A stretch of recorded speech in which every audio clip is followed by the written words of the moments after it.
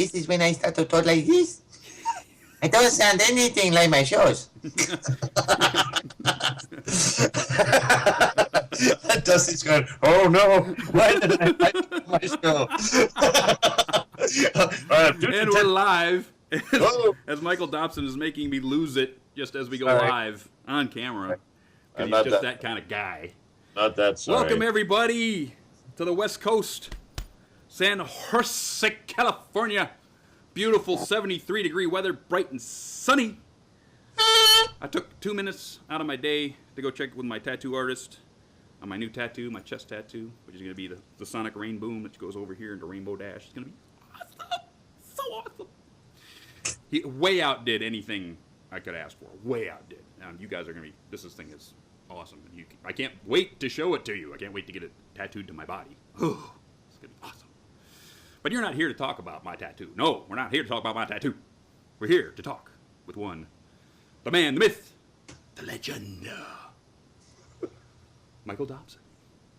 I just like to talk about your tattoo. Oh, okay, sure. I'll show it on camera. Here it is, right. Oh, Mr. Dobson, how are you doing today?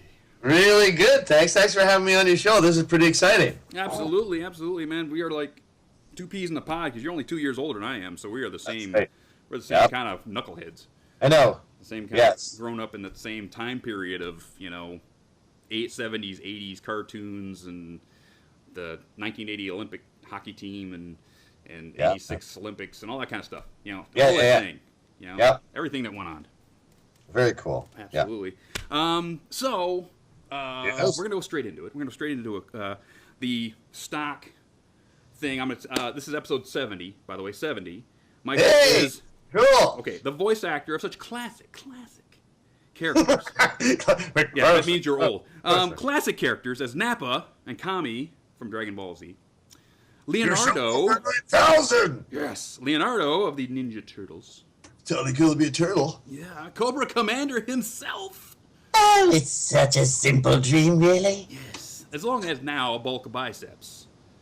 Yeah! And Dr. Caballero. Yes. My Little Pony. This man's list of IMDb goes back so far. It took me hours to pick out what we were going to talk about. Hours! Because he worked on everything that I loved back in the day. Man. Pretty much. I mean, all this stuff. So the first stock question I'm asking to everybody now, because it just pertains, right? What are some of your earliest memories of cartoons or comics that you enjoyed as a kid? Oh, as a kid? Yeah. Back in the old days. My brothers and I used to just get comics. Okay. All the time. It was like, and then growing up in England, there was one publication which I was really excited about. It was a sci-fi magazine that came out every weekend. Uh-huh. And I loved it because it had Doctor Who and Space 1999 and stuff. Oh, yeah, that show. Loved it. It was awesome. And so that was my most favorite part of the week, was running all the way to the store and grabbing my copy of that magazine, and then that was my weekend set because I was just couldn't get. And they would have these amazing science fiction illustrators and artists from all over the world contributing. There was a whole art section, so there was like all this sci-fi art that I would clip out and paste on my wall and do all that kind of stuff. But my brothers and I, we were totally into all the DC and Marvel stuff that was out, like the comic stores at the time. And I remember like Fantastic Four and Superman and Batman and all those comic books were huge favorites of ours. And we used to do. We had no idea we'd end up doing this for a living one day, but we would just take the comics and have them on the floor. And then we would do all the voices for all the characters and do our sound effects. And then our parents would be subjected to listening to our little radio play that we put together on a cassette. And you did that too? Yeah, it was cool. Oh man, me and my buddies used to we'd go to my friend's house and we'd actually play records. And in between the records, we'd play radio DJ. So we basically we'd go back and forth like a morning show, and then we'd play another song and we'd do it again and we'd record it. Yeah, it's all kinds of fun. It was a blast, man. It was cool. Yeah. I actually, I was in the SCA. I'm not sure you know what that is, but Society of Creative Anachronism, which is guys beating on each other with sticks for fun. We recreated the Middle Ages, right? My brothers, we didn't have a name for it. We just did Just that. beating on each other with sticks, yeah. Me and my brothers did Which too. makes yours actually a lot more civilized than ours because Yeah. we didn't have a name. We didn't have a name for it. It was just beating on each other with a stick. Yeah, we basically relived the Middle Ages, and one of the things was fighting. So we had sword and board, sticks, armor, and all kinds of stuff. So I went out to this one event, and unbeknownst to me, I'm sitting here fighting a guy and throwing shots and bang, bang, bang, and there's these two girls behind me, and the guy I'm fighting is starting to laugh his ass off. Excuse me, not buy some apples. But he's laughing his butt He itchy laughed off. his posterior off. Yes. So I turn around, and these two girls have things behind their back. I'm going, what the heck? So I throw a shot at a guy, and one pulls up a pow, and a whap, and a crunch. It's little signs, right? Every time I hit somebody, they pull Oh, no way. signs. That's awesome. It was funny. I was like, wow. Because they knew I was in the comic books. It was like, oh, that's freaking hilarious. That is so awesome. Yeah. Having been Yes. in the voiceover industry for such a long time, is there an era of the business that you enjoyed more than any other? I think when we were, well, it's hard to say actually because, I mean, what's interesting is with the animation just becoming so lifelike and you know, production value going up and up and up all the time. I mean, like you look at one of the shows I'm working on right now with what Nerdcore has done with Max Steel. I mean, it's like a John Woo film, man. It's like insane. It's like the camera angles and the special effects incorporated into the show, but just eye candy. It's just phenomenal. But there is a nostalgic feel I have for the classically animated stuff. I remember when I worked on G.I. Joe Extreme. They were still classically animating that show. Wow. And that was the last show that I recall working on where I was fortunate enough to get a cell from the show. Nice. Which was really cool. And they sent me the original background art too, which when I got it professionally mounted, there was a company here in town that did animation cell work. That is cool. And they were like, I can't believe you got the original background art. Nobody ever gets that. So apparently that increased the value of it, but it was like probably at least 9 layers to it to create the image. It's gorgeous. But I mean, I do love that period, and of course that was a time too when anime was a huge part of what we did up here. Like we were practically living at Ocean Studios, which was a blast. And then we had all this other stuff going on in the city too. And I think like the mid to late 90s was a lot of fun because we were just doing so much stuff. Oh yeah. There was a lot of things, and Vancouver, especially at the time, was new territory for a lot of studios. They were just starting. I mean, we were just kind of coming into our own as artists, you know, working in voiceover here. A lot of us came, you know, theater and film and television that was our backgrounds, and this thing, animation, was starting to take off, and consequently, the gaming industry was starting to bubble up, and things were happening with, you know, a lot of gaming companies here, and a lot of effects houses started producing games, and it was a very exciting time because everything was like it was bubbling, and the brew was started, and it was all starting to go, and nobody knew where, like, how far it was going to go. It was just a very exciting time. Yeah. And you know what? I know you way back in the day, you guys basically got assigned to different things. Like Dragon Ball Z comes up, and they give you Nappa, right? But has anybody seen your picture with Nappa next to each other? I mean, look at this. Look at this picture I found. Okay, get this up here. It's you. Okay, all you have to do is shave your head, right? A little thick on the eyebrows, you know, put on a scanner, and that's you. That's totally me, bud. It's totally you. Yeah. I mean, look at that. I mean, the mustache is just... I shaved over 9,000 hairs off my head. Oh, perfect. I mean, geez. Vegeta! I got 9,000 hairs on my head. I was like, Which one's it was so, yeah, it was. I never thought of it that way, but it's kind of funny. Yeah, we do. Like I actually did. I didn't shave a complete shave like with a razor, but I used to just buzz it right to my scalp for a long time. Wow. Yeah. Yeah. That's kind of funny. In looking up some history, I found out that not only have you been an actor and a voice actor. I mean, you acted on X-Files, for crying out loud, back in the day. Yeah. Voice actor, private investigator, Oh, you found that. power lifter, Yes. and a private pilot. Well, I was training to be a pilot. I actually didn't get my license. Oh, I mean, That's when I was in England, and I came out here, and then that my pursuit of that changed. Yeah. Because I was in military school in England, so okay. I was going to join the Royal Air Force. I was a flight sergeant in the Air Training Corps in England, and I just won a scholarship, and so I was going to be away for about 6 weeks, and then I was going to come back and write my ROTC, and then I would have. Hopefully that all would have gone well, and I would have entered the Royal Air Force as a pilot officer and begun my training towards flying jets. Oh, so I was wow. flying single prop planes and gliders at the time, so that was fun. You've done so much stuff in your history. I kept thinking that maybe you were just a secret member of the QD Mark Crusaders looking for your true talent. Don't forget MI5 as well. Yes. MI5 also.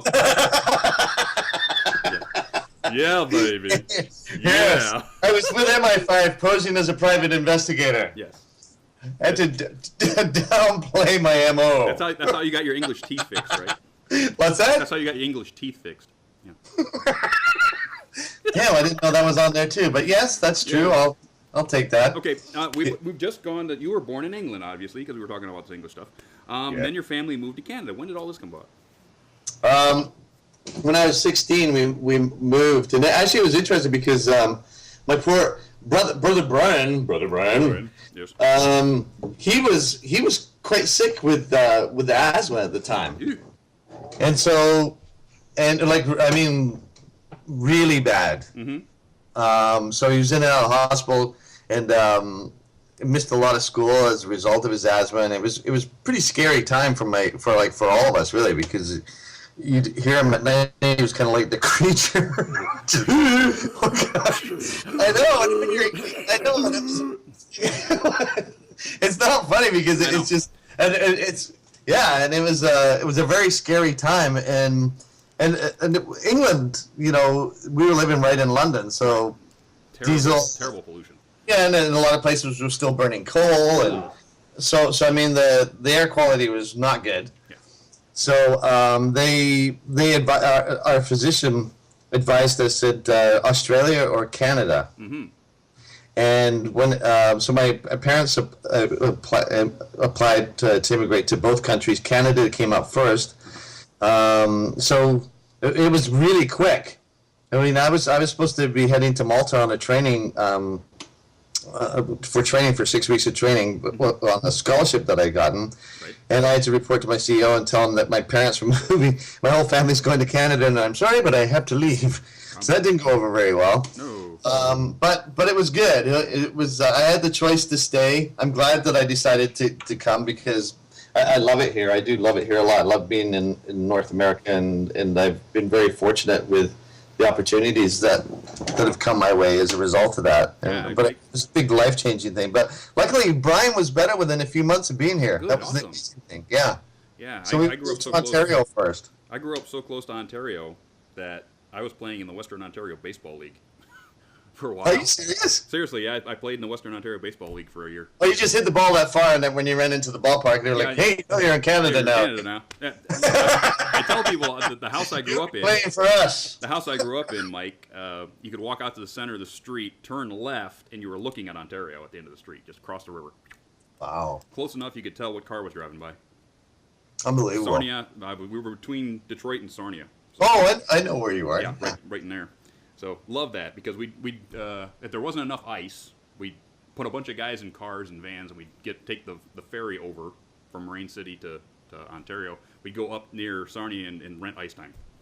It was great because you all throw in $20 and we'd have a whole afternoon of perfect ice. It was kind of cool. Wow. That'd be fun. Yeah.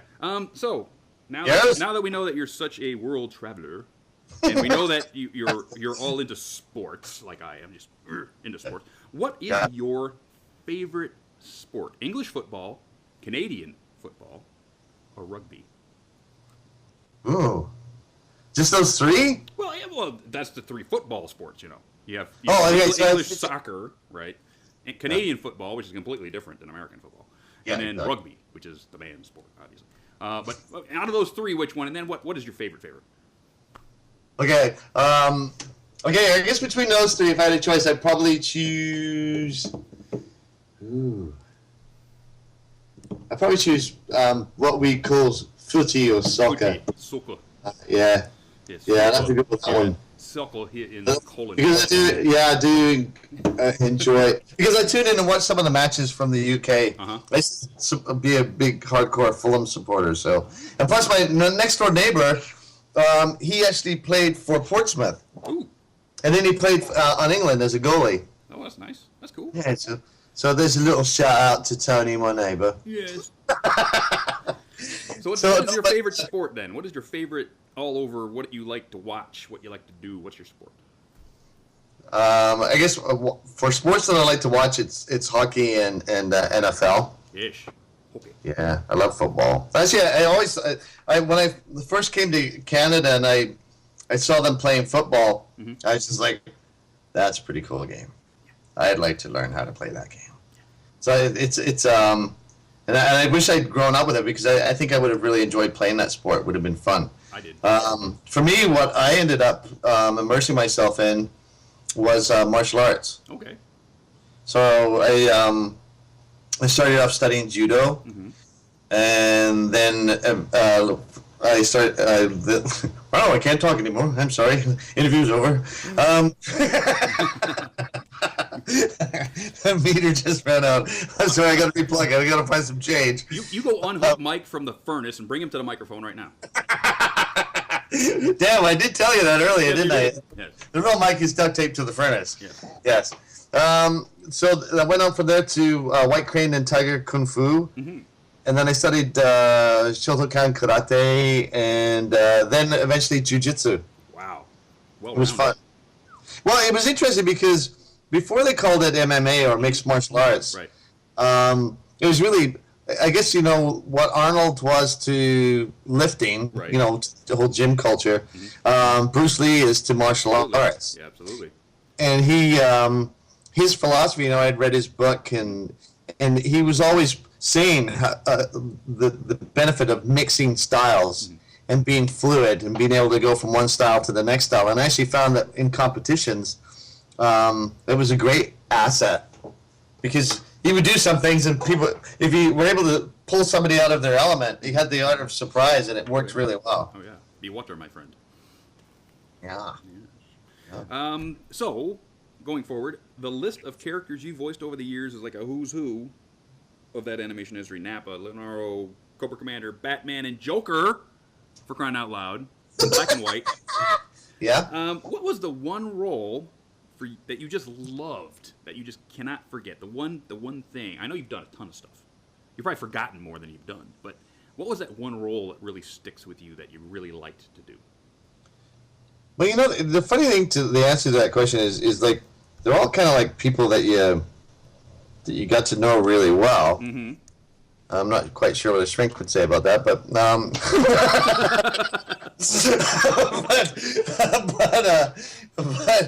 but you know, you always, it's like all actors say of all characters that you play. I mean, you have to find something, even when you're playing the bad guys, you know, you have to find something in them that you like, because otherwise your audience is not going to like them if you don't like them. Right. Yeah. And so you always have a lot of enjoyment with all the different characters that you end up playing. But for me, I guess because I've always been a huge Batman fan since I was a kid, right. That when, and it's not necessarily because he was like the most fun to play, but it was just like from a opus part of my career. Right. When I had the opportunity to play Batman, I literally couldn't sleep. I just thought, oh, no way. And it was like, seriously, I'm going to woo. And I know it wasn't like the mainstream stuff that's up there. It was kind of off the beaten path being in black and white. But I was still honored by the fact that it was an homage to the great illustrators and artists and story writers for the Batman Black and White series. You know, they picked the award-winning stories from that series and did the motion comics with them. And so because it was that, and that black and white series, I really loved it, and I felt it was a real honor to be involved with that. So that was something that really struck a chord with me. And it was funny because the Starscream is another one of those characters that I liked him because I as a character, he's so torn, you know, and especially I know it wasn't. There was mixed feelings on the reception with Armada, Cybertron, and Energon, as to, you know, because most fans obviously are huge fans of the G1, as I am myself. But it was interesting, you know, just his battle between Megatron, and then actually even at sometimes kind of thinking like, maybe I should become an Autobot. I put wheels on this. Wait a minute, Those I landed guys are here. nicer than Megatron is. But but I mean, I just found he was a lot of fun to play. You know, even though, I mean, you're stuck to the script, and when you go in, it was interesting too for me in the sense that when I actually didn't really shoot hard for Starscream. I mean, I would have loved to have played him, but it was difficult for me because I respected so much what Chris Latta had done with that character. All I could think was that Armada starts off like 100 million years back, right? Right. So there was some creative license there, because I was thinking that, well, I'd like Chris stuff to stand on its own because it was just so good. I just didn't really think that, and I don't know because I never had this conversation with Hasbro if that was part of the decision either. But I think probably what helped was the fact that it was away from what Chris had done with elements of it, so you could see that it was Starscream, but not doing what Chris Latta did. You know what I mean? Right. That gave me a little bit of latitude to work with, and yeah, it was cool in the sense where I didn't want to fill somebody else's shoes who'd done such an amazing job and had such a huge fan base. Oh, yeah. It was me. I was just sort of, this is another incarnation of Starscream, if you will. Right. Tell us a bit about, you've been in so long. You've got your own studio making a sound. Limited. Thanks. Making a sound. McKenna. McKenna? I thought it was Yes, they went to the, in Hawaii. There's on the island of Maui. There's a place called McKenna Cove. Ah, McKenna. I thought it was making a, like you're making a sound. There you go. I'm making a sound. Making a sound. Check this out. I'm making a sound in my making a studio. Yes. It must be really nice to just go in your own studio whenever you feel like it, and just cut whatever you want. You know, what is it like to basically now get into a point in your career that you've got your own dang studio? It is pretty cool. Is it pretty cool? Yeah. And I love it too.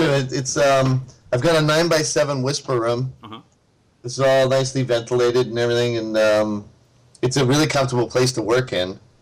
And you know, over the years, I've upgraded my gear and things like that. But I mean,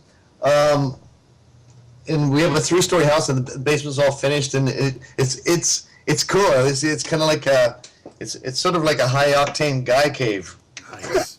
I gotta visit that. It is pretty cool. I'll bring the 20 of Molson Canadian, and we'll just like record. Apples. You love it too, man, because I got a room where my guitars are and everything. Oh, so dude, that's I'll bring my my hangout. bass. So I go in there and noodle around on my guitar, and I close the door, and it's all like low lighting and stuff, and it's kind of like my chill room, which is kind of cool. So I'm pretty lucky because I've got these 2 spaces to play in. Yeah, I'll bring the bass guitar up, and we'll do something. Well, yeah, that'd be cool. Your webpage, oh my god. Your webpage is the standard of all self-promotion websites I've ever seen. Seriously? Yeah, it's awesome. Oh my god. If there's anything I want to know about you, it's there. Anything. Thanks, man. And it's like, did you do that all yourself? Or Yes. did you have it? You did it yourself. Yeah. Wow. You guys got out there, you got to go check out Michael Dobson's website, because if you are your own voice actor or you want to self-promote yourself, copy that whole freaking website, because it's the way it's done. That's the way it's done. It makes me feel so good for you to say that, man, because I you build it, and I didn't know, like, I encourage people to give me some feedback, so I know, like, is it good? You like it, or it tells you everything that you do without being preachy about it. It's like really well done. I really like it. I mean, I wish I had one that good, but it's like it's that's a self-promotion thing. The Manliest Brony website is awesome. I mean, we're doing really great stuff with it. But if I'm going to self-promote myself, I'm going to do a whole complete new one and copy everything you did, because wow, that's awesome. Thanks, Dusty. Yeah, check that out. Thanks, man. That was the best review I've had on my website ever. That's awesome. It Thank is. you. I mean, gee, you've got videos of what you've done. You've got lists of what you've done. You've got, direct contact to you and to all your agents and everything. It's and on top of that, it's beautiful.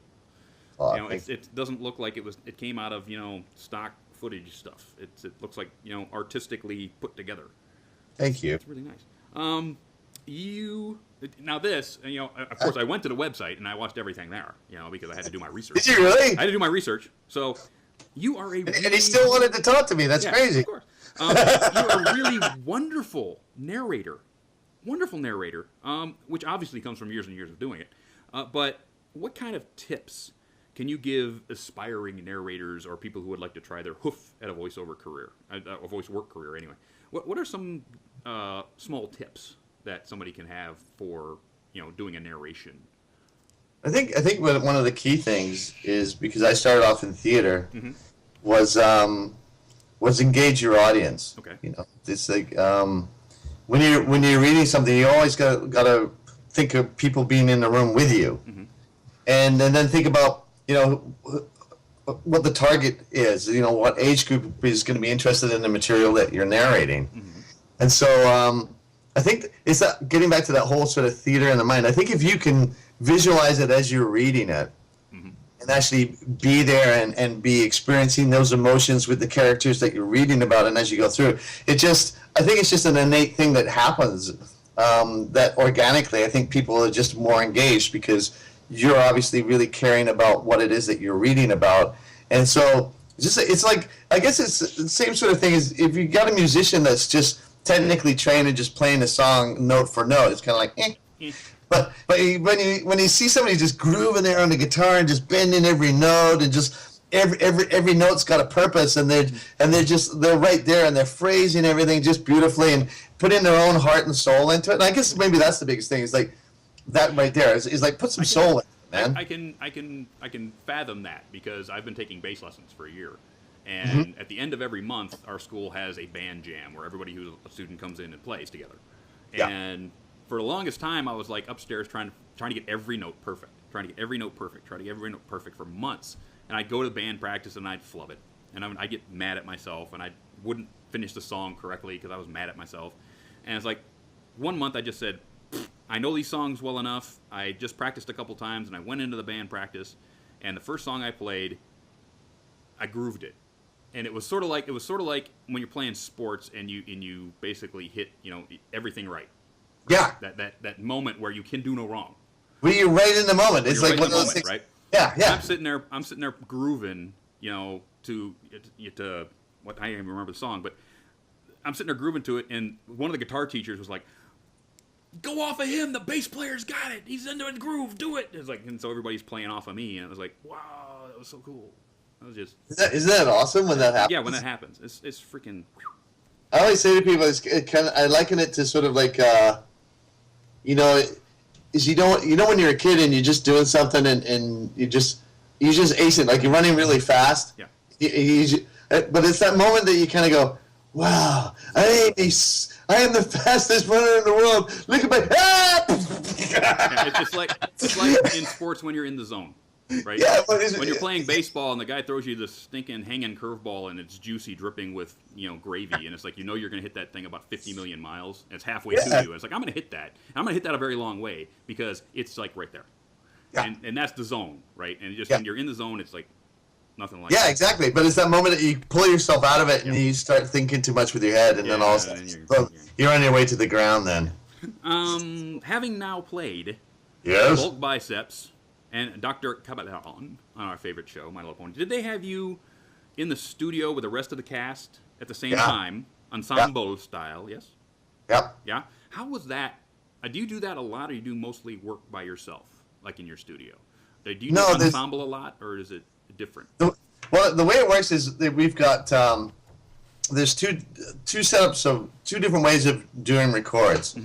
If you're doing ADR, which is automated dialogue replacement, right. That's the acronym. It was they bring you in and you're by yourself, and it's kind of like what everybody likens to seeing Robin Williams and Mrs. Doubtfire with his job. It's kind of like you're in there, you're looking at the screen, you have a time code, you have the time code matches on your script, And so when you're looking at your lines, you can see what your in time is and what your out time is, and that gives you an idea of how many seconds you have to deliver the line. So that right away is your precursor to whether or not you have to deliver it fast or, or you've got lots of room to breathe.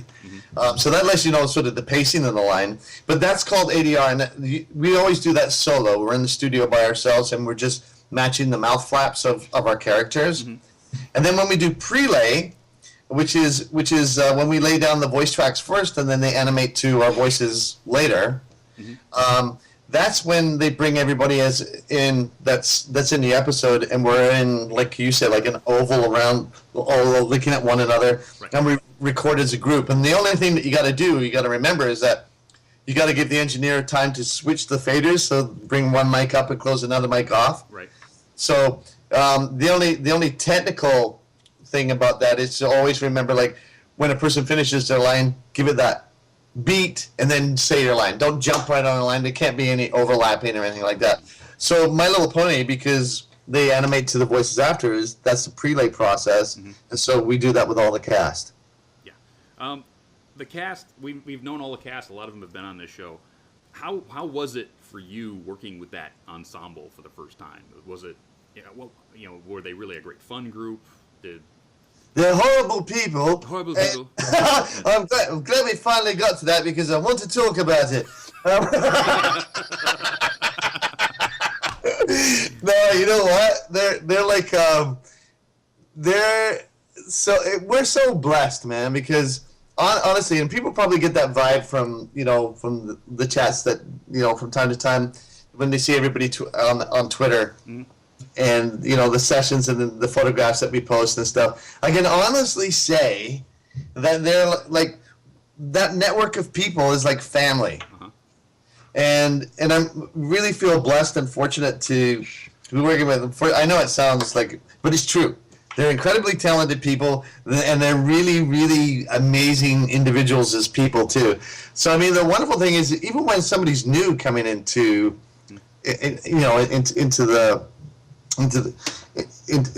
the group, there's always support. Right away you'll see like a veteran actor going over and showing them how to set up their script and putting them at ease, and there's lots of support. Right.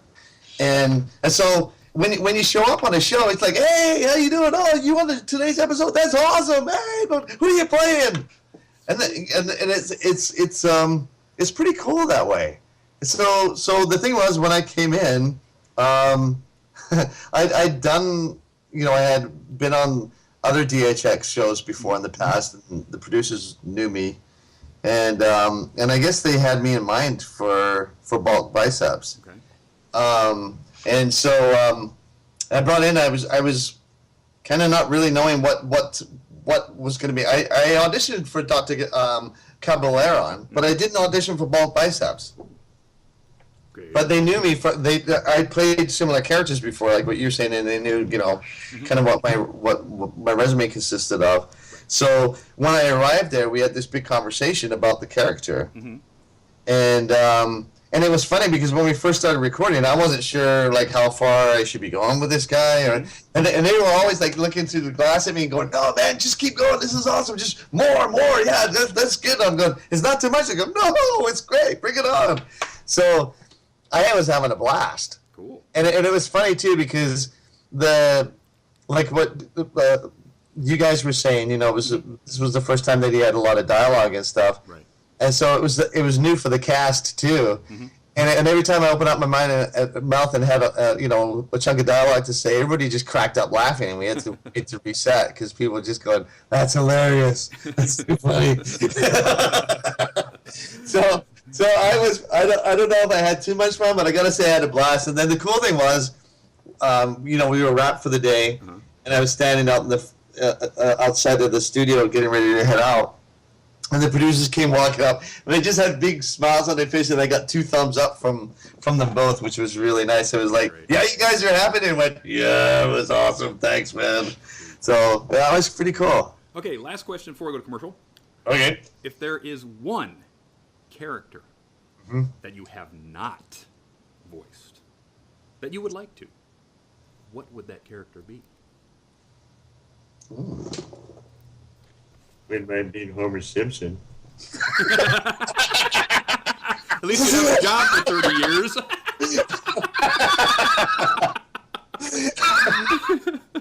That show's never going to end. Ever. Not that I'd have any ulterior motive other than the art of the show, to be on it. Yes. That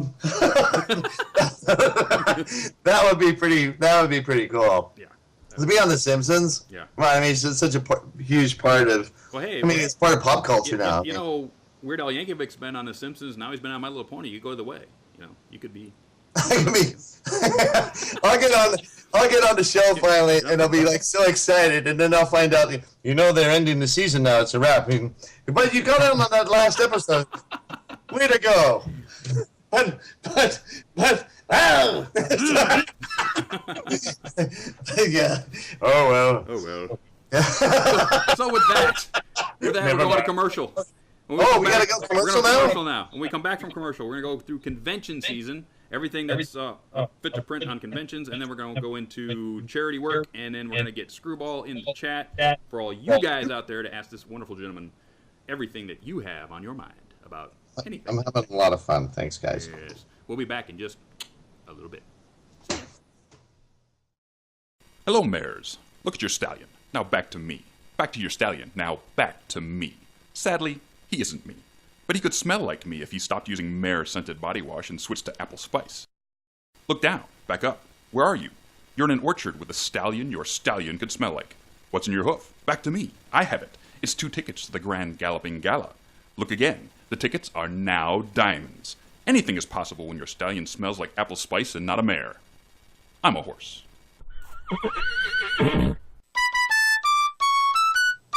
That's right, folks. Apple Spice Body Wash. If it's good enough for Big Mac, it's good enough for you. It's good enough for me. I use it every day. And you know what? My mare comes running whenever she comes over for the weekend. She loves the scent of apple spice in the morning. Don't you? Love you, Amy. Yes, see? Wearing my half a heart for Amy right now today. So, we're back. We're back. It's awesome. Go buy some Apple Spice Body Wash or Big Mac will hurt me. Conventions. Convention season. BabsCon. BabsCon is coming up. Mm-hmm.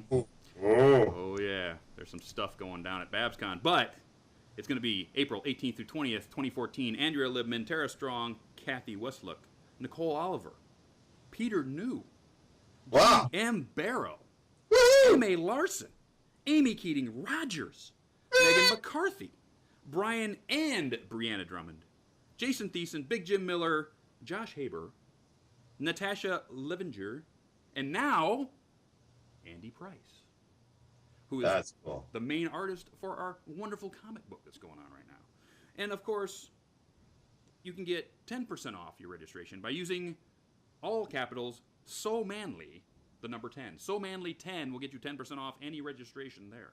So we hooked you up for that. 10% off. And you know that there's this challenge going on, this little hoof wrestle that I and Private Stampede will be having. And he made a very nice reply to me last week. So I thought it's only fair and only right to make a reply back. So this one's for you, Prive.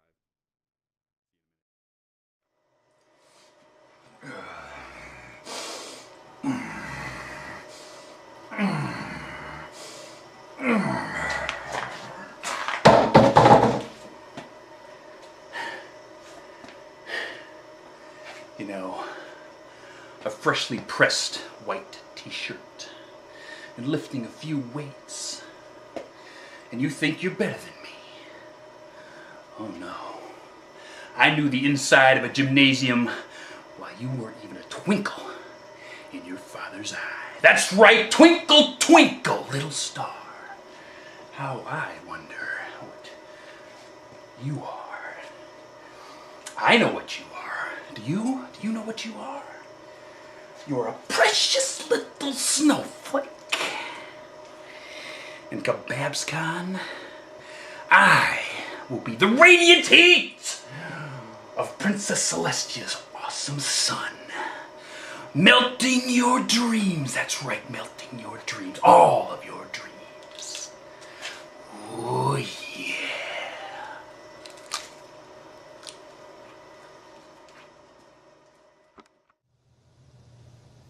That's right, Tyler. Bring it. We're going to be ready for you. It's going to be awesome. Onward. The next. TrotCon, June 20th through 22nd, Columbus, Ohio. They have Emily Tay from Pegasisters live. Pixel Kitties, the great artist. Eurobeat Brony, Cyril the Wolf, and now Heather Breckel of the IDW Comics team will be there. Everfree Northwest, July 4th to 6th, 2014 in Seattle. Marika, Gilda the Griffin herself is going to be there. And now announced, Georgia Ball and Heather Neufler of the IDW Comics team. The comics guys are getting all the rate. They're going everywhere. Trust me. By the end of this, you're going to find out, wow, is there anybody else who works on IDW Comics? They're all there. Registration is open. Panel submissions are open. Vendor apps and Pony Stock musician applications are open, so check it out. BronyCon, August 1st through 3rd, 2014. Back in Baltimore. Reg is open. Hotel Reg is open. Kazumi Evans, Daniel Ingram, Shannon Kent, Katie Cook, Tony Fleece, and Heather Breckel. More IDW people are going to be there, so check that one out. GalaCon, August 2nd through 3rd for you guys over in Ludwigsburg, Germany.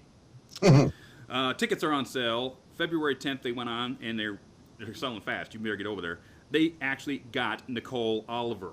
Nicole Oliver is going to be there. Princess Celestia herself. They also got Living Tombstone, who's going to be there. BronyCan, August 22nd through 24th, Richmond, BC, Canada, announcing their first guest, Amy Meberson, artist on the IDW comic series. I told you, they're going everywhere. The Changelings are coming and they need your help, so check out their website. They need some help over there. So we go on to charity work. We did, for the last charity, Sarah and Ari's charity, the Collation for the Homeless, Inc., New York City. We did 615 bits on a 500-bit goal. Thank you very much. You're awesome. Yes, so we are going to give away some stuff. And I got them right over here. So we start off with this Rainbow Power Twilight Sparkle right here. That. We got a pack from the Collectible Card Game. So we got a dog tag, and we got a My Little Pony first series blind bag.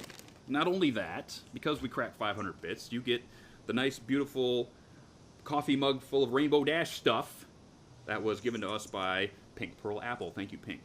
So all that stuff's going to go to the person who I draw out of this hat full of names. Right here. So we're going to dig in here to this hat full of names and pick one. Just one, Dusty. That one. Okay. Who is this week?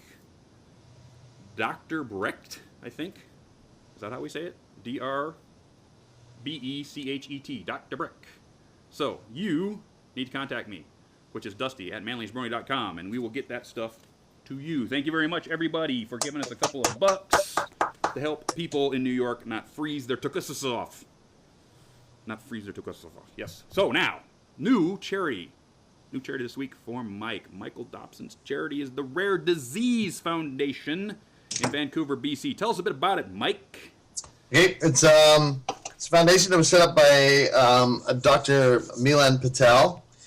And sadly, there are cases of diseases that are diagnosed by children get sick and their parents bring them to hospitals and tests are run and they can't figure out what is wrong with them. And later on, once they've been everywhere and seen all the specialists, basically exhausted the system, if you will, the medical system, they'll end up at this Rare Disease Foundation, which is designed to try and find out what these diseases are and try and create a cure. And they work internationally around the world with researchers and doctors and scientists to create cures for these these horrible things that can occur from time to time when whatever's happening to that individual, they can't explain what it is.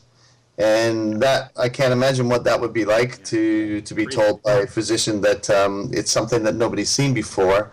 And the reason why I chose it was because it's one of those areas of medicine that doesn't get a lot of funding. Mm-hmm.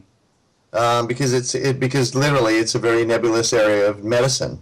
Right. And so I know Dr. Patel, and I've been to their research facility, and it's amazing the kind of stuff that they do and the people that they work with.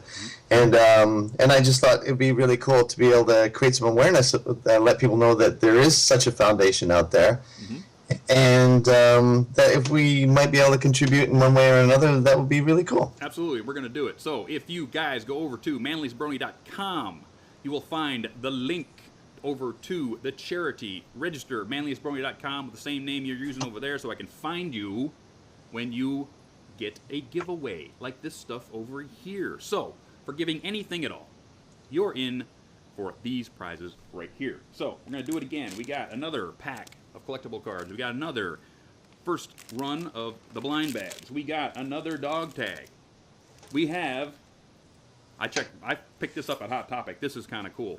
This is a Boxo's Papercraft play set, which I had never seen before. Look at all this stuff you get on the back here. You get the 4 ponies, you get everything going on. You can put that all together, put it on your shelf. It's kind of cool. So that, not only that, we're going to go a step further. Before we even get to the $500, a step further, I picked up one of these. The Derpy Messenger bag from Hot Topic. Check that out. Isn't that cool? So that's going to go too. So all of that stuff, just for giving us anything.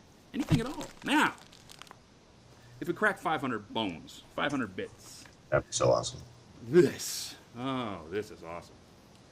This is a 1 of 2 ever made. This is a etched dog tag by Silver Slinger, Year of the Pony, with Pinkie Pie on it. On the back it says Year of the Pony.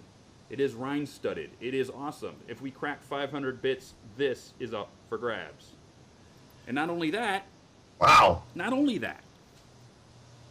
think that Mike might want to actually give like an autograph or something. Yes, I will. So, not only will Mike give an autograph, but I'm going to try and get Pixel Kitties to do you up some awesome autograph art. Because you're going to go to a convention this year. I know you're going to at some point. And it's sort of like a collecting thing. You know, all the voice actors have like Pixel Kitties art for their autographs tables at like Pony conventions. So I'm going to get her to get you a bulk biceps Dr. Caballeron autograph piece. And we're going to see if we can get her to do that. If she has time. I'm not going to like commit her unless she has some time. So we're going to do that. Okay. If not, I'm sure he's got like a Leonardo or something up there he can sign. Most definitely, yep. So we'll get you an autograph from Mike if we crack 500 bills, and that is charity. And I've got I did a show way back called Broken Saints, and I have a DVD set. It's a first edition. I'll autograph it and throw that in there as well. Whoa! Are you kidding me? That is super awesome. Super awesome. Look at that. Not only the man is generous to a fault. First edition DVDs signed by the man. If we crack 500 bills, plus all that other stuff. Are you kidding me? That is awesome. And whoever on freaking somebody on Equestria Daily said that we don't give good prizes now and then. It's like, you know what? You should feel happy just to give a couple of bits to somebody who needs it. I'm giving you all this stuff out of the goodness of my heart. And just because we could use a little bit more effort to get a couple of bucks for people. So, you know what? We do the best we can. Because, you know what? Most of it comes out of my pocket. And the cool thing about this foundation is the money will go directly to them. Directly to them. Not through... Not through some board or something like that. It goes directly to people who need it. It goes directly to the research facility. Absolutely. Directly to the research facility. You know what I need from you, Mike? Yeah. I need you to find Screwball for me because I lost him again. I did. Twykane, where's Screwball? Where is Screwball? I know you hit him. Where? Oh. Can you call for Screwball, Mike? Because I don't know. Twykane is hiding him again. Screwball! Oh my God! Oh, there he is. Screwball! Amazing. Screwball! Yeah! I think we found him. There you go. I swear I could hear you from provinces away, even if this whole computer was muted, I would have still heard you from here. Absolutely. And you know what, gang? You know what? It is birthday week because both Screwball on the 20th and Cowboy Dave on the 23rd both had birthdays this week. So everybody say happy birthday to Cowboy and Screwball. Oh. Yes. Happy birthday to you. Yes. His birthday's over 9,000. Well, he's quite that old. Not that old. He's over 9,000. Yep. And a little bit later in the program, we're going to show you Screwball's very first, his own bit for the show. So a little bit later, we're going to play Screwball's brand new bit. So we're going to get into questions from you out there. So Screwball, give me a couple of questions. Okay, I'm going to bring this in from Firemain. You may know him as making these amazing wood carvings. Amazing. Yeah, Amazing. I was looking at them today, as a matter of fact. Yes. And I saw Stampede holding one, I think. Yep, that was one of those. Yeah, it was amazing. I even have one myself. And a question for you, Michael, is there a scene with Bulk you would like me to carve, or is the picture that Private Stampede sent you the one you want? Oh, I think I like that side profile picture of him where he's just kind of looks like, you're talking to me. Talking to me? He's kind of like I think it's one of the first ones that I got. Yeah, I thought that was pretty cool because it shows his tattoo on his hind quarter and everything too. Oh, I know which one. I know which one you're talking about. He's just standing there, and he looks. He's just standing there. Like, you talking to me? You're talking to me? I like that pose. I thought that was pretty cool. It's just kind of a funny pose, I guess. I'm going to cut in here, Screwy, because Tyler sent me a message. He says he has no net to get to because he's doing his army stuff. He says the question here is for Mike. Aware of the original Yeah before you did the episode?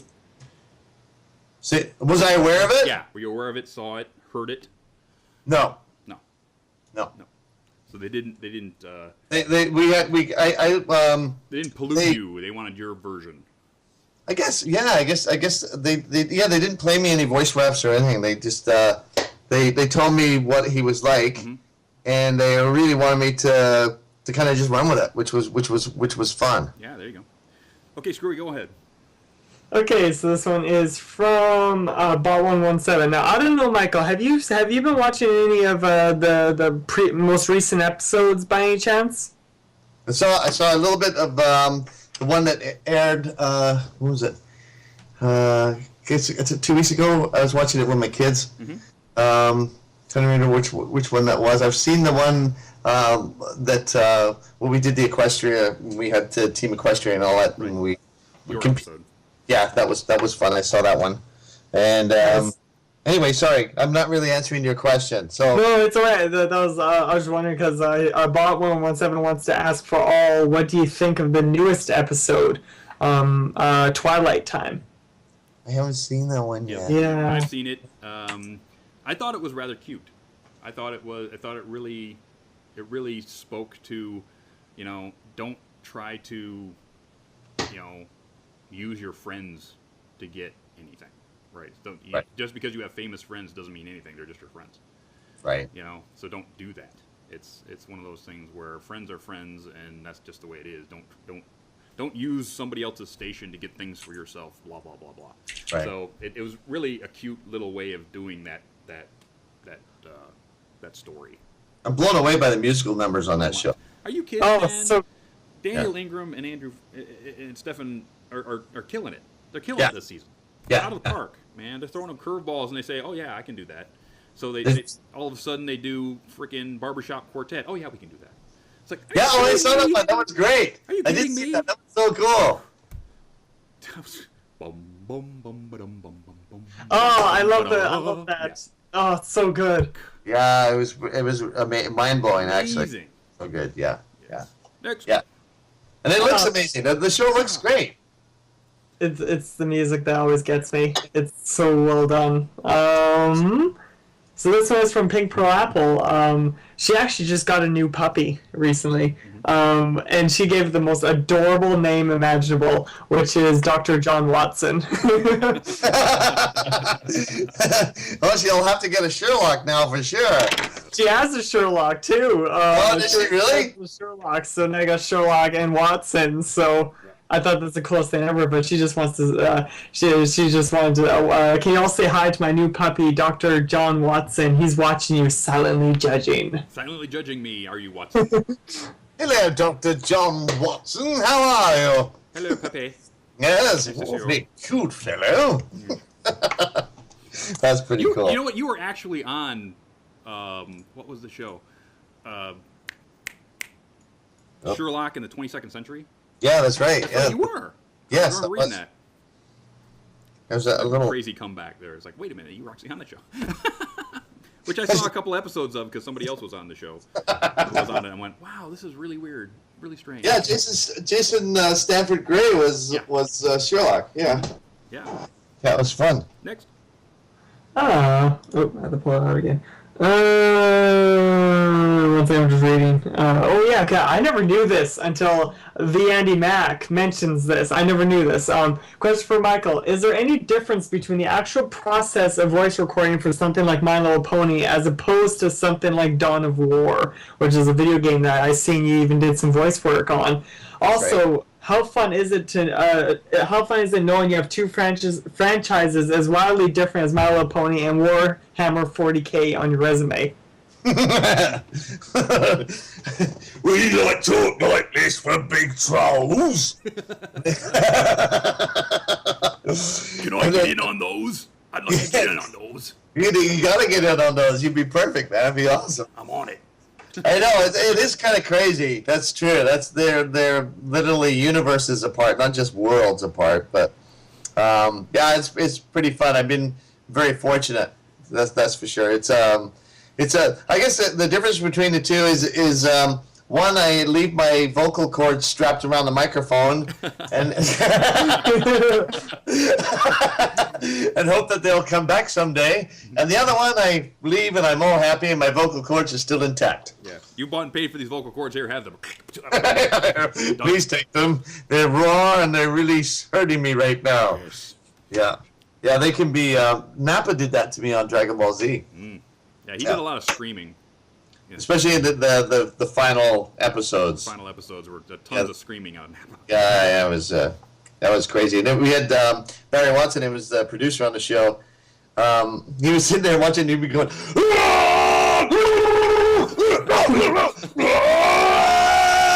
doing all this stuff, and then he'd go, be done. He just about had your aneurysm. And if you sort of still clear-eyed, try to look through the glass and see everybody because the room is spinning, and then all you hear in your headphones is like, I wouldn't mind being able to get that in one take if we could just do that again. Okay. It's okay. Hang on for a second. I think the EMTs should have me all set to go in a moment. I think I need a glass Say of that water. defibrillator again if you don't mind.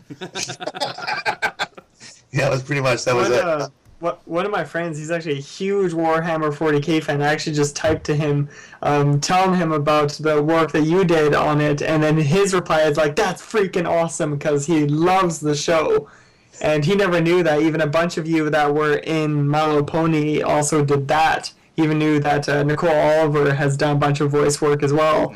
And when he found that out, he was freaking out. He's like, "You just make me want to get into ponies, don't you?" Because he's not a brony himself. He doesn't really want to get into it. But it's like I'm urging him on now.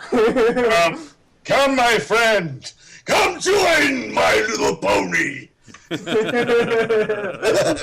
a good place to be. It is. And you get to keep your vocal cords. Absolutely. Yep. Oh, celebrate on the next question. This was from Imperius. Mr. Dobson, as the voice of the Hulk in Hulk Versus, are you also a big fan of the Hulk? Because the Hulk is actually his favorite hero. It's pretty cool. It was fun, and I enjoyed that series a lot too. I thought I thought the artwork and the illustrations and everything and the storyline. I was fortunate enough to be able to watch the last one too, that we worked on, and I don't know how everybody else felt about it, but I was like blown away by the level of production and everything on it. I thought motion comics, wow, it sure come a long way. Yeah. Pretty phenomenal. But yeah, that was. I had a blast playing, and of course it was kind of fun too because, you know, Banner's got a sense of humor about the whole thing too. You know, there's that in there, and so he was a fun character to play for that element because he's not just like this, you know, just this massive, you know, destructive force walking around like Hulk smash. It was you know, there was a lot more elements to him, and I did enjoy it. I think working on him and seeing the last couple, particularly the last movie too, really made me a bigger fan of Hulk for sure. That's awesome. This one's from Parasol. A question for all. What is your favorite song from season 4 so far? Ooh. I love the Barbershop Quartet. You know what? You got certain little pieces of it during the entire episode, but you never got the whole song in one shot. And you know what was interesting was it was one of the first ones I saw too, and that's what I need blew. the whole song. Yeah. Stefan, put the whole song together and give it to me, please. Just once. Just please. I'd have to go with that one too. Yeah. Because I was, and you know, from my standpoint too, I know the people that are singing it, and I'm going, wow, I didn't know. Yeah. Actually, Peter knew and myself. Peter and myself are working on a music project right now. Oh, really? Yeah, it's gonna be awesome. Yep. That's pretty cool. You can't tell us anymore. Nope, can't tell you anymore. That's what it comes out. We finally got to a point where we start putting vocals on it. So it took us a while to get to the vocals, but now it's in his hands, and he's gonna do the vocals, and I'm gonna send it to me, do some vocals. We're gonna give it to our friend who's gonna do all the mixing, and it's gonna be awesome. Oh. Yeah. Next. So this is from MLP Brony. Question for you, Michael, is how aware are you of military bronies, and what do you think of them? I think it's awesome, man. I think, and I was in the Air Training Corps, and I had aspirations of being in the military full time myself. So, I mean, not only do I admire what they do, and always very supportive of our military around the world, but I think it's really cool because because a real soldier is a man and woman of peace, and that's what I think. Sometimes people get those wires a little crossed, and they don't realize that they're peacekeepers, and they're willing to put their lives on the line to do just that. And so I think it's only fitting that when you have something like My Little Pony, and it's, you know, we're talking about friendship, and that's I mean, we see the photographs and we see those people in really, really extreme situations, lending help to people that are in need and saving lives, and I think that's pretty cool association. So to me, it's not a weird crossover, you know. Like, I think it's a natural fit. I think because that's what we're doing. We're looking for a peaceful world. Absolutely. And that's what this show's all about. And so I'd say, damn it, yes. Yes. I think it's awesome. That's what I think. I say, yeah, it's awesome. There you go. And with that, you know what we're gonna do right now? We're gonna cut. What? We're gonna cut right now, and we're gonna go to Screwball's new bit. Oh, And no. it's called "You Know What's Screwy." You know what's screwy? Because Screwy knows what's screwy. This is a new bit. It's gonna be every show. I hope you enjoy it. Screwball, here you go, buddy. It's for you.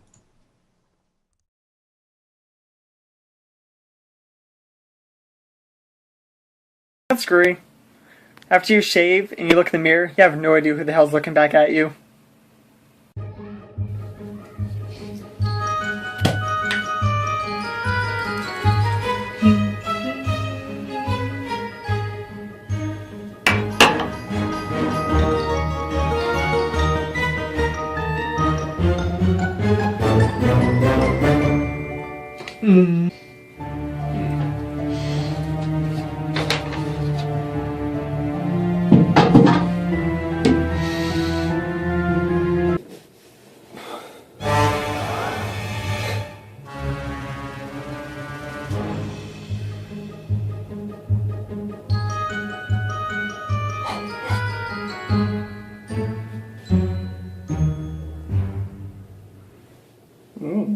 You know what's screwy? Cheese Sandwich. Absolutely amazing character. I'm losing my voice. Weird Al Yankovic was the voice actor and, of course, singer of this amazing character. And I've been such a fan of his since I was a child. I'm going fan crazy right now. But it was amazing. And just because I want to do something absolutely random, I'm going to show you guys how to make a cheese sandwich. What we need is cheese.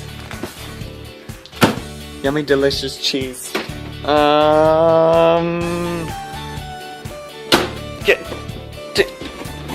it's stuck. There we go.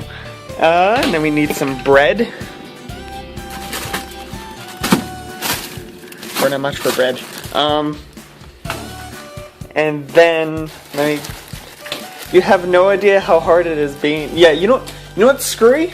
Being your own cameraman. Come on. There, bread. Perfect. And then you could do it this one of two ways. You can, actually cook it. You could just do what I do. Microwave. This is the lazy way of doing it. There we go. What is that in there? I don't know, but I'm just gonna leave it. Popcorn. There we go. And that's how you make, very lazily, if that's even a word, how to make yummy grilled cheese sandwich. You know what's screwy? Making a cheese sandwich in a microwave. That's what's screwy. On top of that, the bread's frozen, and you didn't take the cheese out of the plastic. Yeah, the mess afterwards, and it tasted disgusting. It's like a cheese surprise sandwich. You bite it and it explodes all over you. Yes, screwball. And Surprise cheese sandwich. I know everyone's gonna ask like crazy, what's with the black bars on the side? Well, see, the thing is that, yeah, I was my own cameraman. Second, I was using my phone, and I was, the way you're supposed to hold it horizontally, I wasn't. I was holding it vertical. And that's what caused that really weird Black bar effect. Don't worry, I had you covered, dude. It looks great. So hopefully every show we're gonna have a new, you know what's screwy from Screwball. So if you like that, tell Screwball to get off his tukuhis and get some filming done, because I've been doing some filming, and I cannot wait for the next one, because this one's my most favorite one so far. Cool. And we're back to questions with one Mr. Michael Dobson. Give me another one. Okay. No, this one's good, because it sort of makes you think. This one's from Late Metal. Question for Michael Dobson: is bulk biceps muscular physique the strictly result of hard work and weightlifting, or do you think Ponyville is in danger of being excluded from the Equestria Games after a member of the team tests positive for a banned performance-enhancing substance? Listen, I got some things I want to say about creatine, okay? That's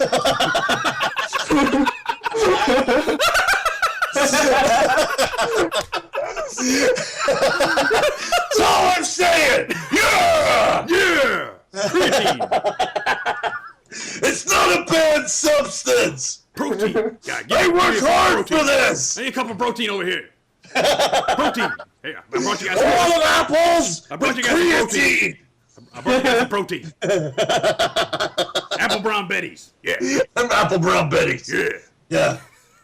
Oh my Protein god. powder. Protein powder, Apple Betty's. Yeah! Yeah!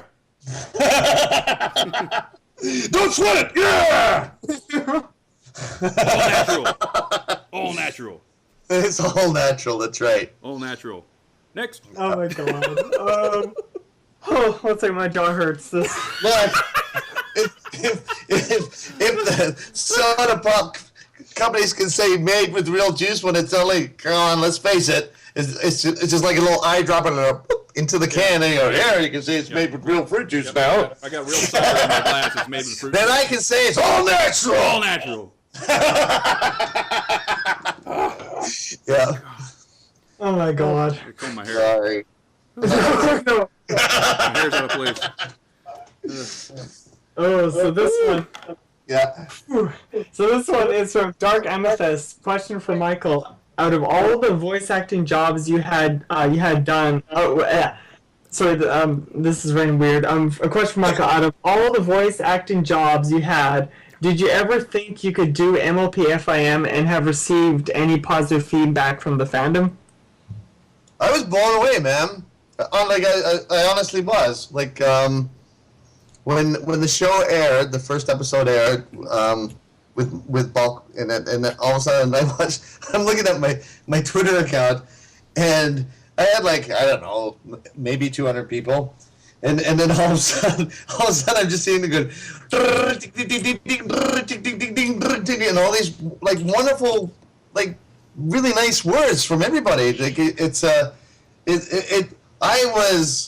don't know, I was just kind of just gobsmacked, I guess, for lack of a better expression. But it was just I couldn't believe how amazing everybody was, and all the kind outflowing words, and like I was just like, all right, I know what I'm doing right now. These guys are awesome, and it was just I have to say, like, thank you to everybody, because you guys are really amazing people, and like, you know, getting to know you guys, and I'm making really cool friends like you guys, and Silver Slinger sent me that amazing pendant, and it was just I just blown away. I can't thank everybody enough. It's been pretty amazing, pretty cool. But it's amazing that that's the whole message of the show, and everybody has taken that and turned it into this global phenomena, and I think it's pretty amazing. I really do. Awesome. It's not a sticky wicket, is it?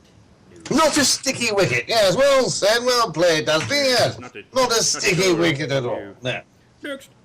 No better on my scones. I'm off to play the grand piano. Yeah.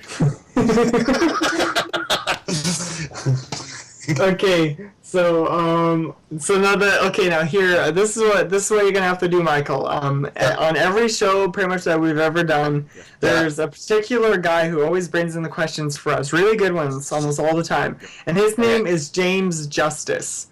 Now, James Justice. James Justice. Whenever we yell, we always yell his name, because think about it, James Justice sounds like a superhero name. He is the resident superhero of Stay Brony, my friends. His ability to manipulate cornflakes has saved us on more than one occasion. Yes, on Planet Cereal. Yes, from Planet Cereal. His arch nemesis, Soggy Milk, has been kept at yet another 2 weeks. Yes. He doesn't tell us how, but he does. It only does 2% of the crime. Yes. Barely 2%. Most of his cohort. Not the whole crime, just right. That's left a whole milk. Yes. Yes. But Michael, what we're gonna do is on 3, 2, 1. We're all just gonna yell at the top of our lungs and break everyone's speakers. Yes. So turn it down. We're gonna all yell. On, get them out now, because here it comes. What are we gonna yell? James Justice. Okay. Yep. And I guess we'll do a countdown. On go. 3, 2, 1, go. Yep. 3, 2, 1. James Justice! That's kind of liberating. That was kind of liberating, yeah. I feel a lot better. Shout, let it all out. This is good. Yeah. This is good. See, this is good therapy. Good therapy. What does James Justice want to know this week? Oh, what's he want to know? Question for all. What music do you like to work out to when you start your morning?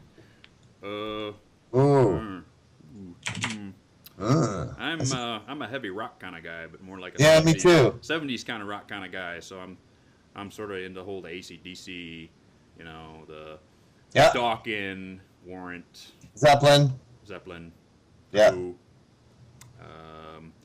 it depends on my mood, you know. It's either the long-haired hair metal band or it's classic rock, one or the other, right? So sometimes I'll put on like Rat or something like that.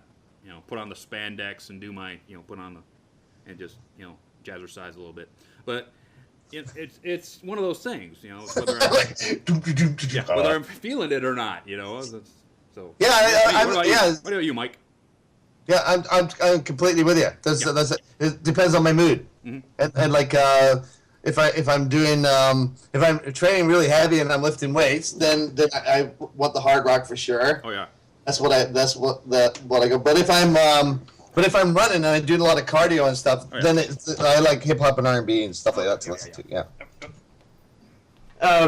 Myself, one particular song I love is Archangel by Two Steps from Hell. It's orchestral and it's uplifting. It's crazy intense, and there's a reason why it has over 700 listens, because I'll listen to it maybe 2-3 times a day.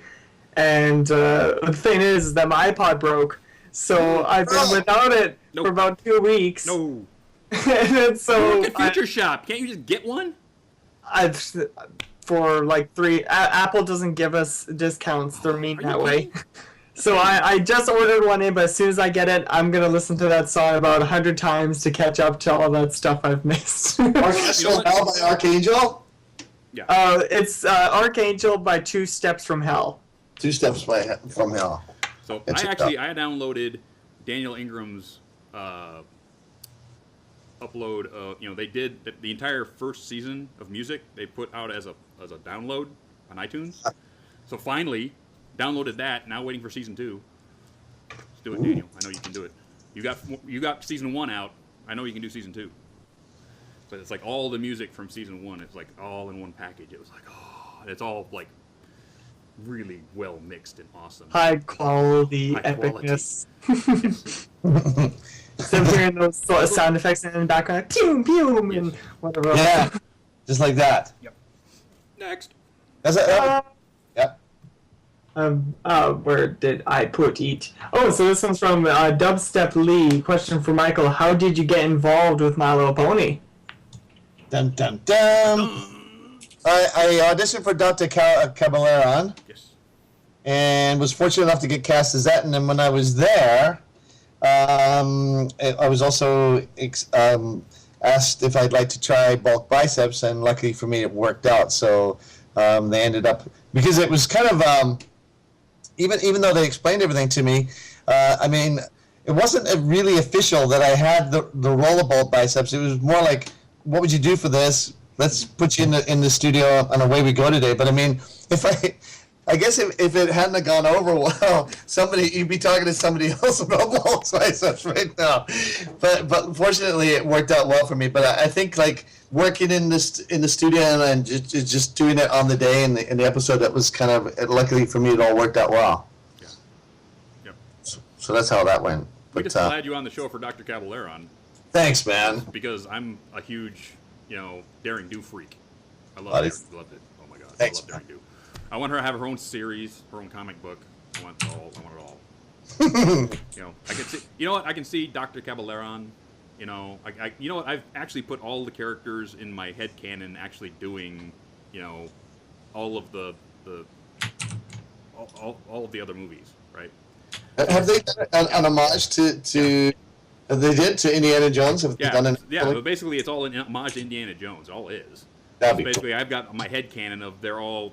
In every movie, I'm watching the movie, and then all of a sudden it's like Daring Do's up there, and there's Dr. Caballeron. It's like, okay, I can't watch the movies anymore; they're ruined for me. I put Little Pony characters in the movie. It's like, okay, well, that's just me because I'm crazy. I love it. It's awesome. I'm nuts. Next. Oh, It is. Yeah. So this one's from Marby Z. Question for Michael: do you plan on attending any upcoming conventions?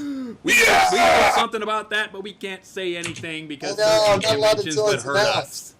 I know. Yes. But yes. So we know something you don't, and we can't say anything about it. We're sorry. Sorry. Sorry. But Not yes, quite but yet. hopefully they'll be announced really soon. I'm hoping. Mm-hmm. Yeah. Yes. Yep. So, but he is coming to a convention near you soon. Yes. Or maybe not near you, but soon. I can't wait to meet everybody. This is gonna be so much fun. Oh yeah. You know what? We had when Andrew Francis Yeah. came to his very first My Little Pony convention. Mhm. He was bouncing off the walls like a 12-year-old. Yes. Oh my! You remember Screwy? But he went past Oh, us. yeah. Me and Screwy are walking in a hotel, and he runs past us. He doesn't just walk. He doesn't just try. He runs past us. He's got somebody made him a freaking scarf of white with blue trim of shining armor, and he's like running like the wind. Woo! And I'm going, dude, what's up? He goes, I'm having the best time of my life. And off he goes. I was like, And oh, off he okay, goes. we have another convert. Yes. That's awesome. I love it. Yes. That's too Good cool. friend of the show. He's been on the show a couple times. So we that's- need to talk to him again. We haven't. This we is haven't a heard from fun him in a show. Andrew's awesome. while. Andrew is awesome. Oh god. Yeah. We had a backwards show where Screwball did my job and I did his job. Yeah. He was the guest, so Screwball interviewed him. Oh, that was so much fun. Yeah, that was that was last our April Fool's Day. It was great. It was actually our 1 year anniversary. 1 year anniversary show. That's right. It was 1 year. Yeah. Yeah. Wow. Well, is 2 years coming up yet? No, we did 2 Oh, it's, wait. Nope. No? The 2 years is this April. Oh, that's right. March. This April. Wow. We're actually doing something. Yes. Too. We need to do something. Yes. We're doing something special. Very for the special. 2 year. Yeah. Yes. It's a secret. Yes. Right now, but Yes. question, Screwy. We're running up against it. Come on, buddy. It's special. So this is from Flare Cobra for everyone. If you could give one piece of advice for your younger self, be it live acting or just avoiding some spoiled meat at the lunch line, what would it be? Well, go ahead. Mine, I would say, stay in choir. Because you had a lot of fun and you like to sing now. So if you had stayed in choir and stayed in band, you'd probably be further ahead now than you are now. So you like to sing. You should have stayed there. And besides that, there were 60 voices and 58 of them were girls. Why didn't you stay in that class, you knucklehead? What about you, Mike?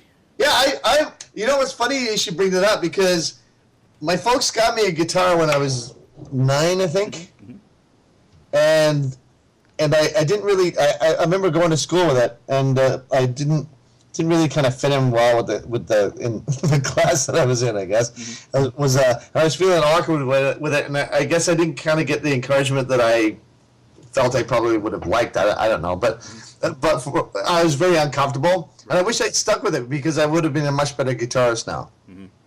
And I think, man, if only I'd had the passion for guitar that I have now back then, that would have been cool. Oh, yeah. My dad played trumpet in the high school band, and he also was a starter on the varsity. So he would basically go from playing the first half in his football uniform, marching with the band playing trumpet, then go back in the second half and play.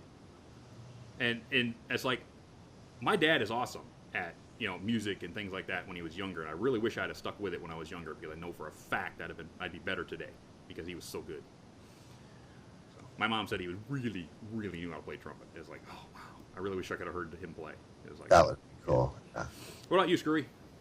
Yeah. I really don't got anything. It's just that stop being so shy, be more out, and be more assertive, I guess, is the best term. Since we started hanging out, Scurry, you are way more assertive. And that's because when we first started the show. Exactly. It's the show and it's this fandom that's changed me so much that I am the most social guy you can meet. Yeah, any guy who can walk around a convention wearing a beanie hat and a Canadian flag as a cape, yeah, you're out there, buddy. Love you. That's awesome. Love you. I did every convention. I've always thought that. You know what, Scurry? We're up against it, so I need that one last awesome question. Oh. Yes. Yes. I do this one. About this one. The really new MOP 12100. Question for everyone. Have you watched Sochi 2014? Oh yeah, lots of it. Yeah. Lots of it. Yeah. I'm gonna put this right there. What was your most favorite part of it? What was the favorite part of Sochi? Yeah, what's your favorite part? Good quick. Yeah. Why am I even thinking about it? Hockey. Well, yeah. I was just gonna say, Yeah. Michael, there's I one don't thing even have that to we think both about can agree on. I was up at 4 a.m. here on the West Coast watching the game at 4 a.m. I'm so sad. Sad that the Americans beat the Russians, right? And I watched that, and that was awesome. Americans beat the Russians. And then they get 4th place and don't even get a medal. And it's like, Yeah. I know. I had a second cousin on the 1980 U.S. Olympic team, Mark Wells. Yep. And it's like, so Olympic hockey is like in my soul. So, and having them come up 4th place after beating the Russians in the same tournament, how does that happen? I know. How does it You happen? guys, the American versus Canada team was the most stressful thing imaginable. It was. Yes. It was. Well, Like, It was. I was like, holy cow! I'm so shocked that our defense was able to hold you guys back, but it's just like, I thought for sure it would have turned out like the women's. Like the women's was Olympic ice, even man. more. You get more room for that Olympic ice. And it's like, The women's one though, the women's one was just intense. Don't know what's gonna happen.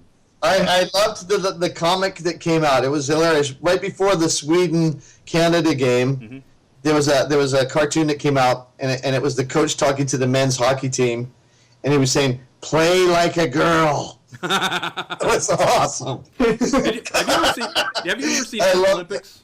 What's that? Did you ever see the movie Animal Olympics? Animal Olympics? Animal Olympics is what it was called. No. Okay, it was basically made by Linsberger Studios for the 1980 Olympics, way back when. And it had like Gilda Radner in it, and it had Billy Crystal in it, and it had all these voice actors. Awesome. And basically, it was an anthropomorphic, ode to the Olympics. But of course, it got pulled because the Americans didn't go in 1980. But it got recut together as one movie. Right. And I actually have a cell from that movie. I was going to bring that up. I actually have a cell. Oh, no way! Oh yeah, it's awesome.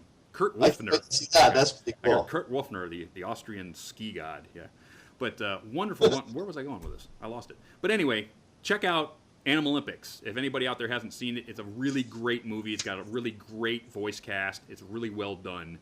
So check that out at some point. And with that, we are at the end of the program. So I want to thank. We got, let's see, let me go through my list here. Did that. Okay, T-shirt. Everybody knows that we have a new T-shirt well, it's not new so far. It's been up for 6 months. But we have this T-shirt over here. Beautiful T-shirt, done by Trish, that you guys wanted it, you got it. Beautiful T-shirt. We want to see you guys wearing this T-shirt during the summer at all the conventions. We'll sign them. We really love the support you guys give us every time we turn on that camera. So thanks a lot for that. Check out the T-shirt at redbubble.com, Everfree Network. We're going to have some more. Me and Guns and Private Stampede have something coming up here in the summertime you're going to love T-shirt-wise. We don't do call-outs anymore to the rest of the Everfree Network because you know what? We've been doing it for a year and a half. You guys know what's out there. It's awesome. We got lots of really great live content every day. Every night of the week we got something new. On the radio side or on the live side, we got something brand new. So come down to everfreenetwork.com. Check out what's new. We got shows. Anything you could even think about, we got a show for you. So go down there and check them out. Big thank yous to Michael Dobson for taking time out of his busy schedule with his family and everything, and coming and joining us tonight. Thanks for having me. I just wanted, because he did it for me a little while ago, and it was really nice of him to do. But my buddy Lord Comet, if you're out there and you're listening, there's a big shout out to you. I owe you a few, but I wanted to say thanks so much for your support. You've been great, man. That's really cool. He's a good guy. Awesome. Filming is magic. We did our outro. And everybody else, yeah. Yep. And Silver Slayer. Silver Slayer. Sorry. Everybody out there who's doing. Where's my new outro? There it is. Snowflake. Snowflake. We're going to see you at BabsCon, buddy. It's going down. Trust me. BronyCon, TrotCon, Everfree Northwest, BronyCan, Carradine, who helps me do this whole thing, my roommate, my landlord, and my buddy. I couldn't do it without him. My wonderful girlfriend, Amy. Love you, baby. EFN, Screwball, and you out there who come every week whenever we turn on that camera and make fools out of ourselves. Every time. I love you all. With that, next show guest in 2 weeks. Guess. Come on, Screwy. Guess who's. Guess who's. There's too many. What is it? Too many? Who is it? Peter freaking New. Yes. Peter freaking New is again. He's awesome. Friend of the program. Lots to talk about because we got Singing Big Mac, we got Anti-Appleseed, we got all kinds of stuff that he's done this season. So plenty of things to talk about with Peter New in 2 weeks. Go over to manliestbrony.com. Give a couple of bits to the charity. As usual, thank you very much for all your support on that. We got the big pile of stuff over here, and Michael's sending us DVDs signed. It's going to be great. It's going to be awesome. So with that, we'll see you guys in 2 weeks. Thanks a lot for coming. Say goodnight, Mike. Good night, Mike. I know that. I know. Yeah, Old it's joke. terrible. I said you have good. Dusty, Screwy, thanks so much, and thanks to everybody for listening. You guys are the most awesome fans in the world. I just have to say that. Thank you so much. Thank you so much. And we'll see you guys in 2 weeks. Ciao.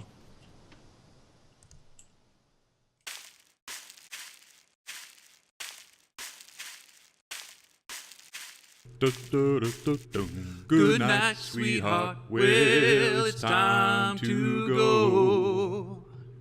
Good night, sweetheart. Well, it's time to go.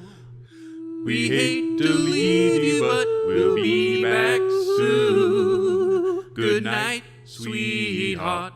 Good night. Good night, sweetheart. Good night. Play radio DJ. So we basically we go back and forth like a morning show, and then we play another song and we do it again and we'd record it. Yeah. It's all kinds of fun. It was a blast, man. It was cool. Yeah. I was in the SCA. I'm not sure you know what that is, but Society of Creative Anachronism, which is guys beating on each other with sticks for fun. We recreated the Middle Ages, right? My brothers, we didn't have a name for it. We just did that. Beating on each other with sticks, yeah. Me and my brothers did too. Which makes yours actually a lot more civilized than ours because we didn't have a name. We didn't have a name for it. They were just beating on each other with a stick. Yeah, we basically relived the Middle Ages, and one of the things was fighting. So we had sword and board, sticks, armor, and all kinds of stuff. So I went out to this one event, and unbeknownst to me, I'm sitting here fighting a guy and throwing shots and bang, bang, bang. And there's these two girls behind me, and the guy I'm fighting is starting to laugh his ass off. Excuse me, not buy some apples. But he's laughing his butt off. His posterior off. Yes. So I turn around, and these two girls have things behind their back. I'm going, what the heck? So I throw a shot at a guy, and one pulls up a pow, and a whap, and a crunch. It's little signs, right? Every time I hit somebody, they pull no way! signs. That's awesome. It was funny. I was like, wow. Because they knew I was in the comic books. It was like, oh, that's freaking hilarious. That is so awesome. Yeah. Having been Yes. in the voiceover industry for such a long time, is there an era of the business that you enjoyed more than any other? I think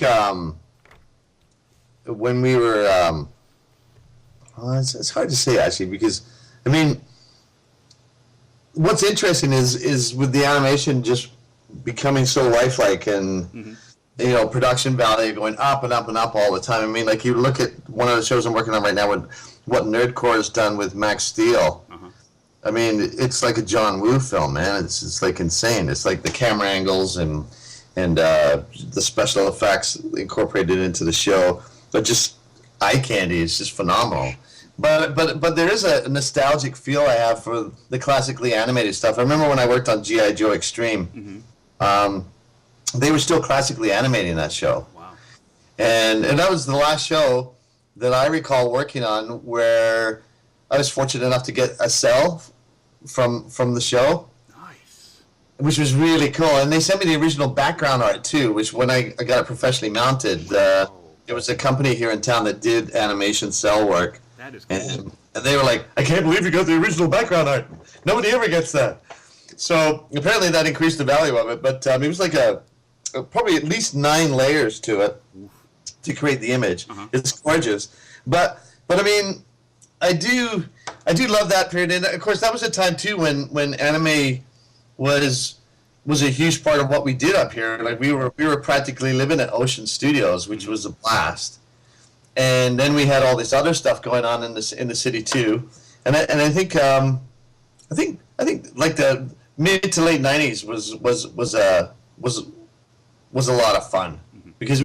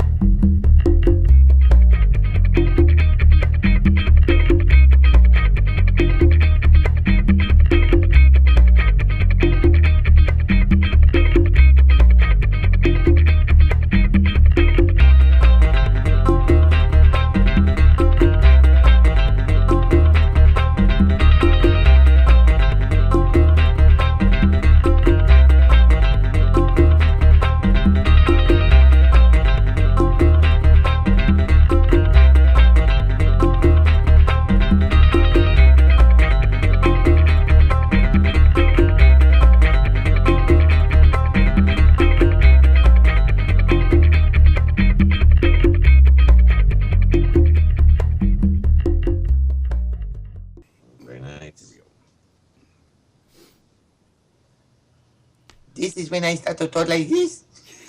I don't sound anything like my shows.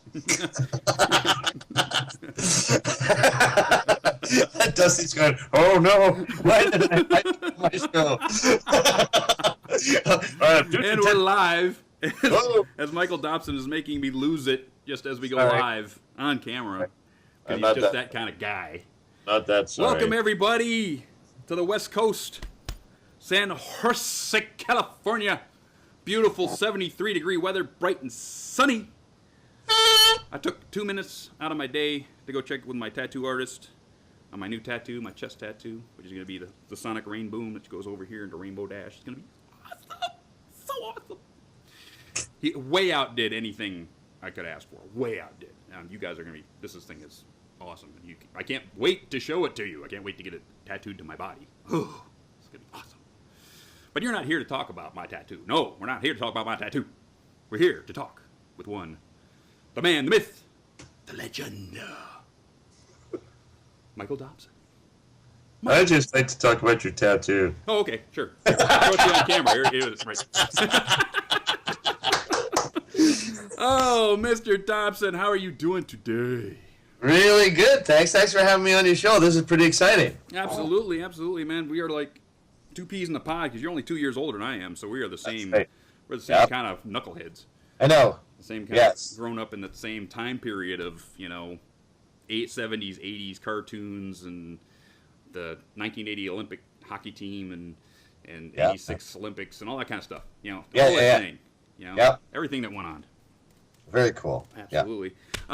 So Yes. we're gonna go straight into it. We're gonna go straight into the stock thing. This is episode 70, by the way. 70. My guest Hey! is Cool. okay. The voice actor of such classic characters. Yeah, Yeah, that means you're old. Classic characters as Nappa and Kami from Dragon Ball Z. Leonardo. 1,000. Yes, Leonardo of the Ninja Turtles. Totally cool to be a turtle. Yeah, Cobra Commander himself. Oh, it's such a simple dream, really. Yes, as long as now bulk biceps. Yeah! And Dr. Caballero. Yes. Yes, My Little Pony. This man's list of IMDb goes back so far. It took me hours to pick out what we were going to talk about. Hours, because he worked on everything that I loved back in the Thanks, day. man. Pretty much. I mean, all this stuff. So the first stock question I'm asking to everybody now, because it just pertains, right? What are some of your earliest memories of Yes. cartoons or comics that you enjoyed as a kid? Oh, as a kid, Yeah, back in the old day. my brothers and I used to just get comics Okay. all the time. It was like, and then growing up in England, there was one publication which I was really excited about. It was a sci-fi magazine that came out every weekend. Uh-huh. And I loved it because it had Doctor Who and Space 1999 and stuff. Oh, I Yes. love that show. Loved it. It was awesome. And so that was that was my most favorite part of the week, was running all the way to the store and grabbing my copy of that magazine, and then that was my weekend set because I was just couldn't get, and they would have these amazing science fiction illustrators and artists from all over the world contributing. There was a whole art section, so there was like all the sci-fi art that I would clip out and paste on my wall and do all that kind of stuff. But my brothers and I, we were totally into all the DC and Marvel stuff that was out, like the comic stores at the time. And I remember like Fantastic Four and Superman and Batman and all those comic books were huge favorites of ours. And we used to do. We had no idea we'd end up doing this for a living one day, but we would just take the comics and have them on the floor, and then we would do all the voices for all the characters and do our sound effects. It was really, And then our parents would be subjected to listening to our little radio play that we put together on a cassette. And oh, you did that too? yeah, it was Oh cool. man, me and my buddies used to we'd go to my friend's house and we'd actually play records, and in between the records we'd play. Yeah. Yes. I had to downplay my MO. That's how you got your English teeth fixed, right? What's that? That's how you got your English teeth fixed. Yeah. Damn, I didn't know that was on there too. But yes, that's true. Yeah. I'll take that. Okay, we've just gone that you were born in England, obviously, because we were talking about this English stuff. Then your family moved to Canada. When did all this come about? When I was 16, we moved, and actually it was interesting because my poor brother Brian, Yes. he was quite sick with asthma at the time, Ew. and so really bad. Mm-hmm. So he was in and out of hospital, and missed a lot of school as a result of his asthma, and it was pretty scary time for all of us, really, because you'd hear him at night. He was kind of like the creature. Oh, gosh. I know. It's not funny because it's just, and it's and it was a very scary time, and England, we were living right in London, so Terrible pollution. yeah, and in a lot of places were still burning coal, and so I mean the air quality was not good. So our physician advised us at Australia or Canada. Mm-hmm. And when so my parents applied to immigrate to both countries. Canada came up first. So it was really quick. I mean, I was supposed to be heading to Malta on a training for 6 weeks of training on a scholarship that I gotten. Right. And I had to report to my CEO and tell him that my parents were moving. My whole family's going to Canada, and I'm sorry, but I have to leave. So that didn't go over very well. No. But it was good. It was. I had the choice to stay. I'm glad that I decided to come because I love it here. I do love it here a lot. I love being in North America, and I've been very fortunate with the opportunities that have come my way as a result of that. But it was a big life-changing thing. But luckily, Brian was better within a few months of being here. Good, that was awesome. the interesting thing. Yeah. Yeah, So I we grew up moved so to Ontario first. I grew up so close to Ontario that I was playing in the Western Ontario Baseball League for a while. Are you serious? Seriously, yeah, I played in the Western Ontario Baseball League for a year. Oh, you just hit the ball that far, and then when you ran into the ballpark, they were like, "Hey, you're in Canada now." Canada now. Yeah. I tell people the house I grew up in. Playing for us. The house I grew up in, Mike, you could walk out to the center of the street, turn left, and you were looking at Ontario at the end of the street, just across the river. Wow. Close enough you could tell what car was driving by. Unbelievable. Sarnia, we were between Detroit and Sarnia. Oh, I know where you are. Yeah, right in there. So love that because we if there wasn't enough ice, we'd put a bunch of guys in cars and vans, and we'd take the ferry over from Marine City to Ontario. We'd go up near Sarnia and rent ice time. It was great because you all throw in $20 and we'd have a whole afternoon of perfect ice. It was kind of cool. Wow. That'd be fun. Yeah. So now We were just doing so much stuff. Oh yeah. There was a lot of things, and Vancouver, especially at the time, was new territory for a lot of studios. They were just starting. I mean, we were just kind of coming into our own as artists, working in voiceover here. A lot of us came, theater and film and television. That was our backgrounds, and this thing, animation, was starting to take off, and consequently, the gaming industry was starting to bubble up, and things were happening with a lot of gaming companies here, and a lot of effects houses started producing games, and it was a very exciting time because everything was like it was bubbling, and the brew was started, and it was all starting to go, and nobody knew how far it was going to go. It was just a very exciting time. Yeah. And you know what? I know you way back in the day, you guys basically got assigned to different things. Like Dragon Ball Z comes up, and they give you Nappa, right? But has anybody seen your picture with Nappa next to each other? I mean, look at this. Look at this picture I found. Okay, get this up here. It's you. Okay, all you have to do is shave your head, right? A little thick on the eyebrows, put on a scanner, and that's you. That's totally me, bud. It's totally you. Yeah. I mean, look at that. I mean, the mustache is just. I shaved over 9,000 hairs off my head. Oh, perfect. I mean, geez. Vegeta, I got 9,000 hairs on my head. I was like, Which one's it was so, yeah, it was. I never thought of it that way, but it's kind of funny. Yeah, we do. Like I actually did. I didn't shave a complete shave like with a razor, but I used to just buzz it right to my scalp for a long time. Wow. Yeah. Yeah. That's kind of funny. In looking up some history, I found out that not only have you been an actor and a voice actor. I mean, you acted on X-Files, for crying out loud, back in the day. Yeah. Voice actor, private investigator, You found that. power lifter, Yes. and a private pilot.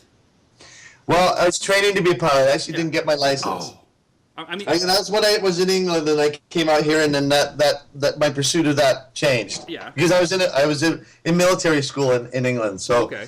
I was going to join the Royal Air Force. I was a flight sergeant in the Air Training Corps in England, and I just won a scholarship, and so I was going to be away for about 6 weeks, and then I was going to come back and write my ROTC, and then I would have. Hopefully that all would have gone well, and I would have entered the Royal Air Force as a pilot officer and begun my training towards flying jets. Oh, So okay. I was flying single prop planes and gliders at the time, so that was fun. You've done so much stuff in your history. I kept thinking that maybe you were just a secret member of the QD Mark Crusaders looking for your true talent. Don't forget MI5 as well. Yes. MI5 also. Yeah, baby. Yes. I was with MI5 posing as a private investigator.